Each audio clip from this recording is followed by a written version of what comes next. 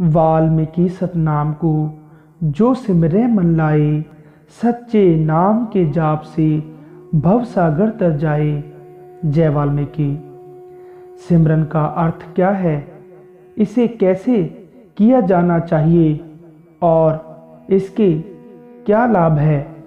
सिमरन का अर्थ है ध्यान करना। आदि कवि मोक्षवान महाप्रभु भगवान वाल्मीकि जी पावन योग वासिष्ठ में लिखते हैं, एको ब्रह्म सर्वव्यापी जो ब्रह्मंडे सोही पिंडे। भगवान वाल्मीकि जी इस श्लोक में हमें समझाते हैं इस संपूर्ण ब्रह्मांड की रचना करने वाला पार ब्रह्म परमात्मा ईश्वर केवल एक ही है और वो सर्वव्यापी है। पूरे ब्रह्मांड में तीनों लोगों में ऐसी कोई वस्तु नहीं जिसमें उसका वास नहीं है। वही ईश्वर मानव के मन मंदिर में भी वास करता है।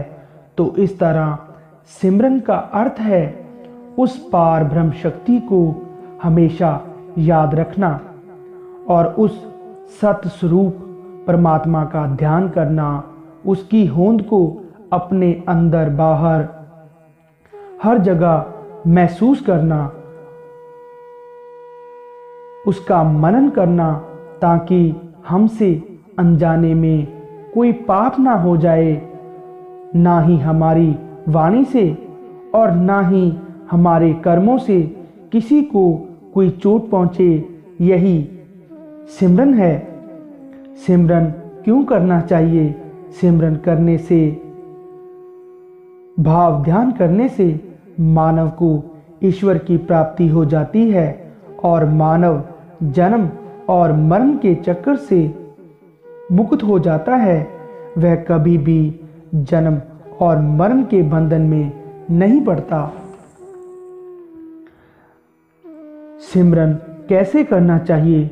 भगवान वाल्मीकि जी अपनी पावन रचना योग वासिष्ठ में लिखते हैं, हे मानव, सत स्वरूप परमात्मा की प्राप्ति के लिए तुम्हें ना तो किसी पर्वत के शिखर पर जाने की जरूरत है और ना ही जंगलों में भटकने की आवश्यकता है। वह तो तुम्हारे हृदय में छिपी निजी चेतना मात्र है। उसे बाहर किसी भी जंगल, पर्वत और तप, दान, ना ही तीरथ से प्राप्त नहीं किया जा सकता।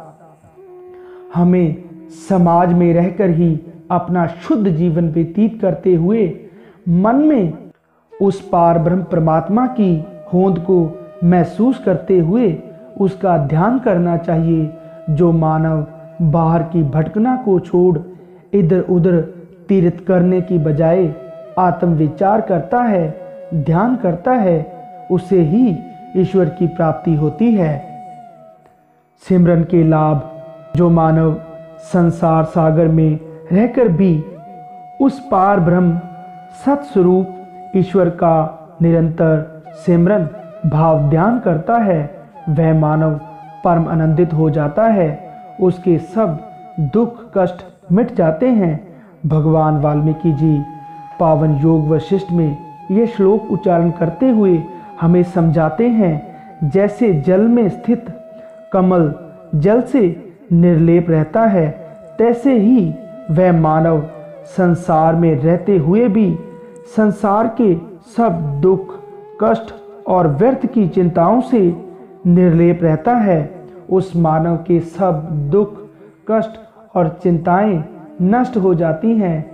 ईश्वर का ध्यान करने से वह परम आनंदित हो जाता है और ईश्वर की प्राप्ति हो जाने पर उस मानव को मोक्ष की प्राप्ति हो जाती है।